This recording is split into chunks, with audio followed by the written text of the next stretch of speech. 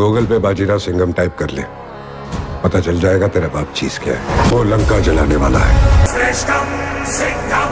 আজ আলোচনা করব 2024 সালের সদ্য মুক্তিপ্রাপ্ত Hindi action packed movie Singham again. Rohit Shetty পরিচালিত এবং লেখা এই মুভিটি বলিউডের জনপ্রিয় কপ ইউনিভার্সের পঞ্চম পার্ট। রোহিত শেট্টির প্রতিটি সিনেমায় অ্যাকশন, থ্রিল এবং সমাজের দুষ্ট শক্তির বিরুদ্ধে সংগ্রাম নিয়ে হয়। আর সিংঘম আমাদের পরিচিত সেই নায়ক যে অত্যাচারের বিরুদ্ধে লড়াই করে। সেই চরিত্রে অভিনয় করেছেন অজয় দেবগন। তার সঙ্গে অভিনয় করেছেন বলিউডের নামকরা অভিনেতা অক্ষয় কুমার, রণবীর সিং, টাইগার শ্রফ, করিনা কাপুর খান, দীপিকা পাদুকোন, অর্জুন কাপুর এবং জ্যাকি শ্রফ।